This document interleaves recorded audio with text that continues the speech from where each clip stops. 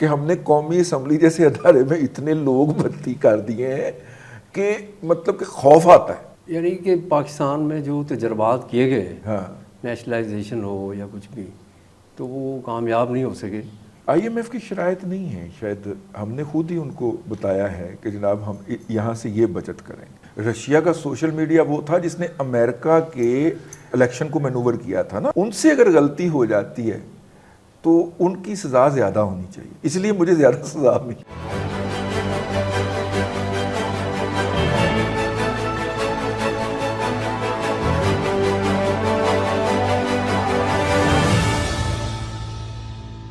آج ہمارے ساتھ موجود ہیں رضوان الرحمان رضی صاحب، سینئر صحافی ہیں، تجزیہ کار ہیں.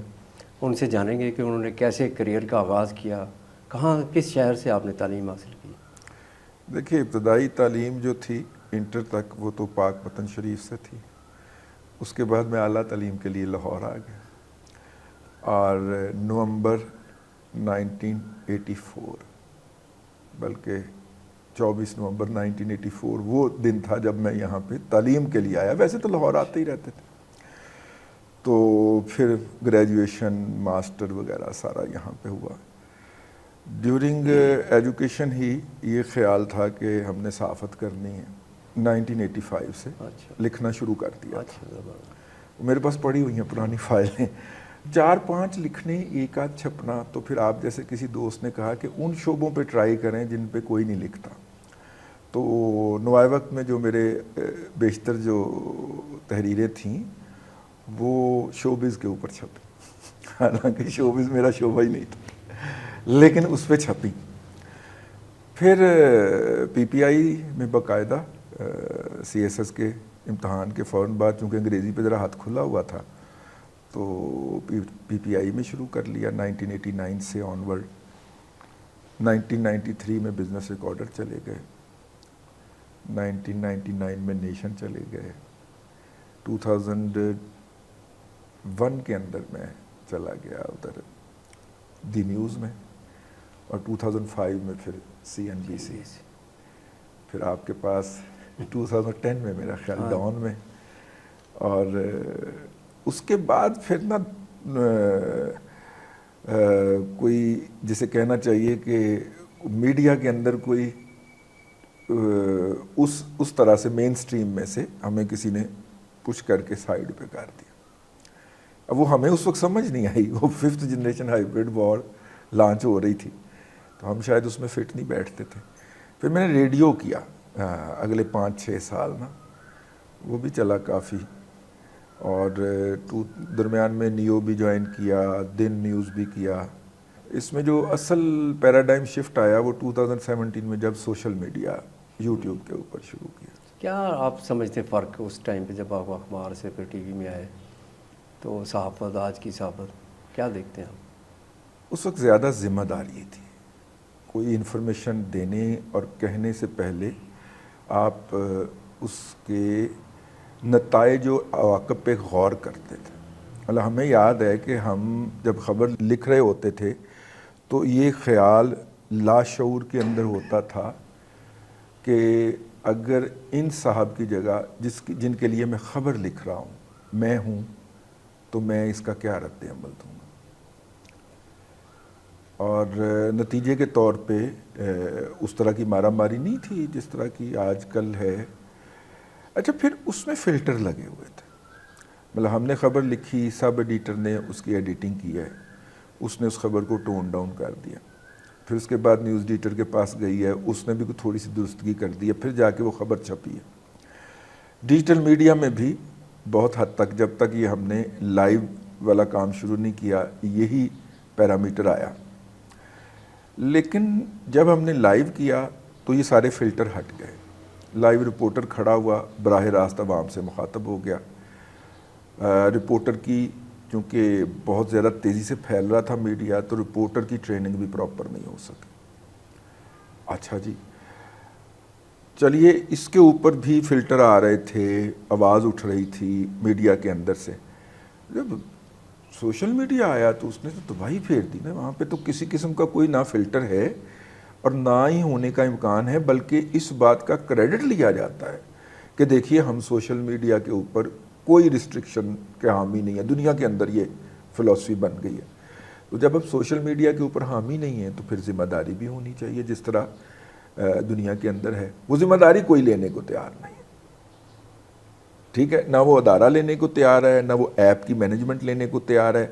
کوئی اس کی ذمہ داری لینے کو تیار نہیں ہے کہ اگر اس کے ذریعے یہ چلا جائے گا کانٹینٹ کسی کی کریکٹر اسیسنیشن کے حوالے سے انڈاکومنٹڈ یا بیس لیس کانٹینٹ, تو اس کا علاج کیا ہوگا. ٹھیک ہے. اور دیکھیے بیشتر مسائل اس وقت ملک کے معاشی ہوں, معاشرتی ہوں یا گورننس کے ہوں, ان میں سے بیشتر مسائل اس لیے پیدا ہو رہے ہیں کہ ہم وہ جو کانٹینٹ جاتا ہے سوشل میڈیا پہ اس کے حوالے سے نو باڈی از ٹیکنگ رسپانسبلٹی. ہمارے ایک بہت ذمہ دار شخص ہیں, پاکستان کے اعلیٰ عہدوں کے اوپر رہے ہوئے ہیں. تو میں نے ان سے پوچھا کہ یہ کیا ہے, مطلب یہ جو میڈیا کے حوالے سے. تو انہوں نے کہا کہ جب 5th جنریشن ہائیبریڈ وار لانچ کی گئی تھی تو 2500 کے قریب بچے چنے گئے تھے اور ان کو 2 ممالک کے اندر ٹریننگ کروائی گئی تھی باقاعدہ بھیج کے. ایک روس تھا اور ایک ترکی تھا. اگر آپ نے دیکھا ہو تو اردوان صاحب کا سوشل میڈیا بہت سٹرونگ ہے. رشیا کا سوشل میڈیا وہ تھا جس نے امریکہ کے الیکشن کو مینوور کیا تھا نا اتنا. ہاں جی, وہ سٹرونگ میڈیا سے آپ نریٹو بلڈنگ لرن کر کے آئے ہیں. ٹھیک ہے. اچھا, ان میں سے بیشتر لوگ اس وقت پاکستان میں نہیں ہیں. یہ جو 2500 لوگ ٹرین کروائے تھے ہم نے اور سرکاری خرچے پہ کروائے تھے, ان میں سے بیشتر لوگ اب پاکستان میں نہیں ہیں. میجورٹی ان میں سے دبئی شفٹ ہو چکی ہے, کچھ یورپ کے ممالک میں چلے گئے ہیں, کچھ کینیڈا چلے گئے ہیں, لیکن وہ ریموٹلی کنٹرول کر رہے ہیں ان سیٹ اپس کو جو وہ یہاں پہ بنا گئے ہوئے ہیں. اب جب آپ کہتے ہیں, آپ being a political party, Ahmed Walid صاحب کہتے ہیں کہ یار یہ ٹرینڈ ٹاپ پہ ہونا چاہیے, تو آپ ان میں سے کسی 10-15 کو ہائر کر لیتے ہیں کہ جی اگلے 24 گھنٹے کے لیے ہمیں یہ چاہیے, بتائیے آپ کتنے پیسے لیں گے. تو وہ جو ہیں وہ 24 گھنٹے کے لیے آپ کے لیے کام کرتے ہیں اور کام کے بعد جو ہے وہ پھر نتیجے کے طور پہ سچ جھوٹ ہو جاتا ہے, جھوٹ سچ ہو جاتا ہے اور آپ کو سمجھ نہیں آتی. ایک ایسا بھی ٹائم آ گیا تھا کہ آپ کسی کو سچ بتاتے تھے کہ ایسا نہیں ہے تو وہ ماننے کے لیے تیار نہیں تھا. دیکھیے, پہلے ہمیں یہ بات سمجھنی چاہیے کہ جن لوگوں نے نیشنلائزیشن کی تھی ان کے ذہن میں کیا تھا. تو ڈاکٹر مبشر حسن صاحب جو اس کے ماسٹر مائنڈ تھے, وہ ان سے وہ محبت کرتے تھے, پیار کرتے تھے. تو انہوں نے جب بھی ہمیں موقع ملنا, ہم نے ان کے پاس پہنچ جانا, تو ایک دن میں نے باقاعدہ گھسیٹ لیا ان کو اس موضوع کے اوپر. میں نے کہا آپ کے ذہن میں تھا کیا؟ اب ان کا جواز سن لیجیے. انہوں نے کہا کہ پاکستان کے اندر جتنی بھی اس وقت انڈسٹری تھی, بھلے وہ بینکنگ انڈسٹری ہو, بھلے وہ مینوفیکچرنگ انڈسٹری ہو, خاص طور پہ یہ جو روئی اور اپنا اللہ آپ کا بھلا کرے چاول کو پروسیس کرنے والے کارخانے, انہوں نے کہا یہ نئی ٹیکنالوجی پہ نہیں جا رہے تھے اور یہ سبسڈیز سرکار نے ان کو پیسے دیے کہ جناب آپ نئی ٹیکنالوجی پہ چلے جائیں. یہ پیسے کھا جاتے تھے اور نئی ٹیکنالوجی نہیں لگاتے تھے. اب یہ اندازہ کریں کہ پاکستان کے اندر اگر ہم لائف کے حوالے سے, یہ انہوں نے بتایا, لائف کے حوالے سے دیکھیں تو پاکستان کے اندر جو اگنے والی کاٹن ہے اس کے ریشے کی لائف بہت زیادہ ہے. اس لیے ہماری جو جین ہے وہ جیسے جیسے پرانی ہوتی جاتی ہے ویسے ویسے اس کی شائن آتی جاتی ہے, دنیا یہ کہتی ہے. لیکن ہمیں مار پڑ رہی ہے اس وقت بھی کہ ہمارے ریشے کا سائز لمبا نہیں ہوتا. کیوں لمبا نہیں ہوتا؟ کہ جب جننگ میں جاتا ہے تو وہ اس کے ریشے کو توڑ دیتا ہے. پرانی ٹیکنالوجی لگی ہوئی ہے, ساجن ٹیکنالوجی لگی ہوئی ہے, اس کی جگہ کومڈ ٹیکنالوجی آنی چاہیے. یہ 1973 کے اندر ان کو اس لیے قومی ملکیت میں لیا گیا کہ ہم ان کے اندر نئی ٹیکنالوجی انسٹال کریں گے. ٹھیک ہے. تو خیر ان کے ساتھ جو میرا ڈائلاگ ہوا, پھر ان سے ڈانٹ بھی پڑی. میں نے کہا کہ لیکن وہ تو نہیں آئی نئی ٹیکنالوجی. ٹھیک ہے, آپ نے نیشنلائزیشن 73 میں کیا, 77 تک تو کچھ نہیں ہوا. ریولوشن آ جانا چاہیے تھا, نہیں ہوا. لیکن ان کا آبجیکٹو یہ تھا. ایون دین اگر یہ آبجیکٹو تھا میری رائے کے اندر تو یہ کوئی طریقہ نہیں تھا کہ آپ وہ قومی ملکیت میں لیں اور ان کی جگہ کے اوپر پھر وہی ہوتا ہے پولیٹیکل پارٹی اپنی مرضی کے لوگوں کو یا کارکنوں کو بھرتی کر دیتی ہے اس کے اندر جو کہ انسکلڈ ہوتے ہیں. یہی حال اس وقت پی آئی اے کا ہے. پچھلے دنوں مجھے پتہ چلا کہ آپ پی آئی اے، پاکستان اسٹیل مل اور اس طرح کے تمام اداروں کو بھول جائیں گے. اگر آپ قومی اسمبلی اور سینٹ کے اندر جو اس وقت بھرتیاں ہوئی ہیں ذرا ان کا احوال سن لیں اگر آپ، تو آپ کو سب کچھ بھول جائے گا، آپ کے ہاتھ پاؤں بھول جائیں گے کہ ہم نے قومی اسمبلی جیسے ادارے میں اتنے لوگ بھرتی کر دیے ہیں کہ مطلب کہ خوف آتا ہے. اور اب آپ قومی اسمبلی یا سینٹ کے لوگوں کی تنخواہیں روک کے دکھائیں نا، پورا قومی بحران پیدا ہو جائے گا. اب دیکھیے پاکستان کے اندر جتنی انڈسٹریز لگی ہیں، سنگل پروسیس انڈسٹری، گنا لیتے ہیں، چینی بناتے ہیں، ملاسس جو ہے وہ فروخت کرتے ہیں، اور وہ جو اس کے اندر سے وہ پھوگ نکلتا ہے اس کو آگ لگا کے بوائلر برن کرتے ہیں. ہم فارغ ہو گئے. ایک گنے کی پروسیس میں سے 21 پروڈکٹ نکلتی ہیں اور مہنگی ترین ڈائز بھی نکلتی ہیں، گیس بھی نکلتی ہے جو آپ کا بہت بڑا مسئلہ ہے، نہیں نکالتے ہیں کیونکہ نہ وہ انڈسٹریلسٹ کی ٹریننگ ہے، نہ اس کی گرومنگ ہے.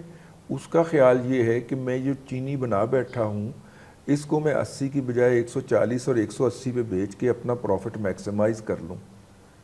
کیونکہ اگر وہ ویلیو ایڈیشن کی طرف جائے گا تو اسے ٹرینڈ مین پاور بھی چاہیے ہوگی جو ہائیلی کاسٹلی ہوگی، اور اس سے پھر مین پاور کو ریٹین کرنا ایک ایشو ہوتا ہے.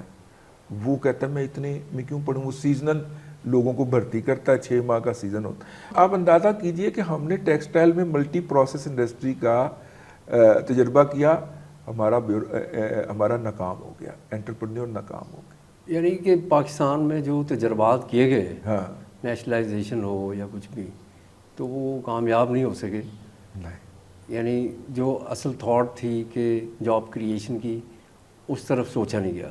تو آج سوچا جا رہا ہے کچھ؟ دیکھیے تاریخ کا دھارا گھومتے ہوئے ہر دفعہ ہمارے گھر پہ دستک تو ضرور دیتا ہے. مثلا دیکھیے اس وقت ڈیٹا اور بگ ڈیٹا کی بات ہو رہی ہے. 45 لاکھ جاب انٹرنیشنل مارکیٹ کے اندر اویلیبل ہیں، 6 ماہ کا کورس ہے. لیکن کیا آپ کو سرکاری یا غیر سرکاری کسی سطح کے اوپر اس کے بارے میں کوئی آگاہی نظر آتی ہے یا کوئی پریشانی نظر آتی ہے کہ یار یہاں پہ جاب کریشن ہے، بچے گھر سے بیٹھ کے کام کر سکتے ہیں، منیمم ویجز جو ہیں وہ $1000 ہے، ٹھیک ہے، جو پاکستان کے موجودہ حالات کے مطابق بہت اچھی سیلری ہے. رضی صاحب، آپ مطلب اخبارات میں رہے، ٹی وی میں رہے، لیکن پاپولیرٹی آپ کو سوشل میڈیا سے ملی، تو کوئی مشکلات کا بھی سامنا کرنا پڑا؟ ہاں، کیونکہ ذمہ داری زیادہ تھی. سوشل میڈیا پہ آ کے آپ کے اوپر ذمہ داری زیادہ آ جاتی ہے، being a journalist with journalistic back ground. تو آپ جب یہ سمجھتے ہیں کہ جب دوسرے چوکے چھکے مار رہے ہیں تو آپ بھی چوکے چھکے مار سکتے ہیں، تو پھر آپ کو زیادہ پڑتی ہیں. مجھے یاد ہے کہ مجھے ہمارے دور کے اندر جماعت کے کلاس میں ڈنڈا ہوتا تھا، انگلش کے پیریڈ میں تو بہت زیادہ ہوتا تھا.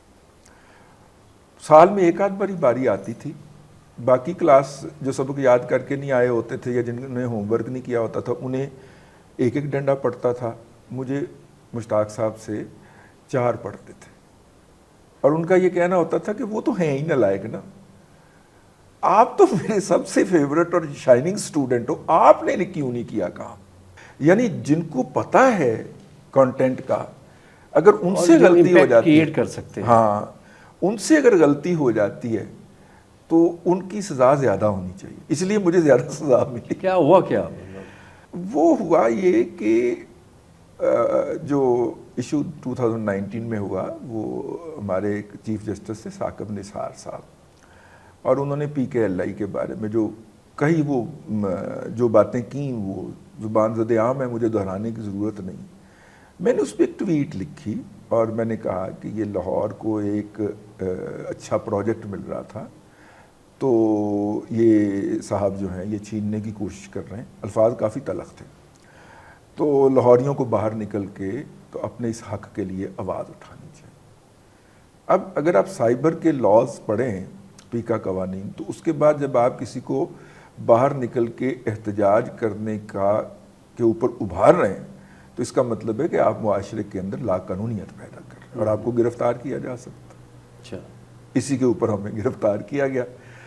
اگرچہ وہ کیس جنہوں نے درج کیا، آج بھی میں پڑھ رہا تھا، وہ کیس جنہوں نے درج کیا انہوں نے اس کے اوپر اندر ہیٹ سپیچ ڈال دی. ہیٹ سپیچ یہ نہیں تھی، یہ پبلک وائس جو تھی، انسائٹمنٹ تھی. یہ انسائٹمنٹ آف وائلنس تو تھی، لیکن یہ ہیٹ سپیچ نہیں تھی. لیکن ہوا نہیں انسائٹمنٹ کوئی. نہیں ہوئے نہیں، لیکن انہوں نے ہمیں اس جرم کے اندر اٹیمپٹ کیا، رگڑ دیا، اور ہم جناب وہ پچھلے 5 سال سے اس مقدمے کو عدالتوں میں بھگت رہے ہیں. اچھا. گورنمنٹ یہ کہتی ہے آج کے دور میں کہ جی ہم سرکاری ملازمین کی تنخواہیں جو ہیں وہ لون لے کے تو پے کر رہے ہیں.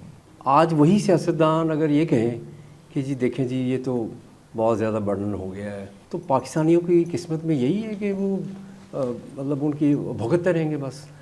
دیکھیے اس وقت ہم اس کمرے میں 4 لوگ موجود ہیں، ٹھیک ہے. اگر اس کمرے کے اندر ہم 12 لوگ لے آئیں تو یہ جو کام ہے یہ نہیں ہو سکتا جو ہم کر رہے ہیں اس وقت. سرکار کے اندر ایگزیکٹلی یہی کچھ ہو گیا ہوا. جو کام ایک بندے کا ہے وہاں پہ 4 بندے بھرتی کر دیے، نتیجے کے طور پہ وہ چاروں آپس میں لڑنا شروع ہو گئے. تو اصل پرپس تھا کہ لوگوں کی خدمت ہوگی یا لوگوں کو سروس پرووائڈ ہوگی، وہ نہیں ہو پا رہی. اس وقت جتنی پاکستان کے سرکاری ملازمین کی موجودہ تنخواہ ہے اس سے کوئی 30-40 ارب روپیہ ہم زیادہ ریٹائر لوگوں کی پینشن دے رہے ہیں.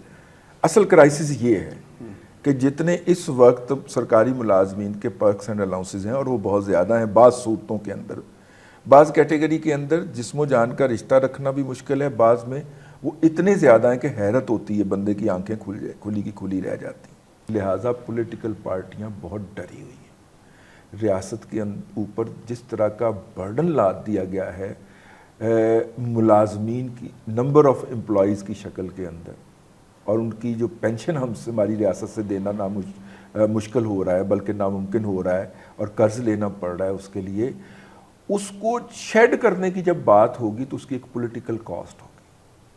موجودہ حکومت کہتی ہے نا کہ ہم نے اپنی پولیٹیکل کاسٹ کے اوپر ملک کو ڈیفالٹ سے بچایا ہے، تو یہ ایک دوسری پولیٹیکل کاسٹ ہوگی جو کوئی بھی حکومت جب چاہے کرنا چاہے گی. ٹھیک ہے، اور اس کے بغیر ملک آگے نہیں بڑھ سکتا.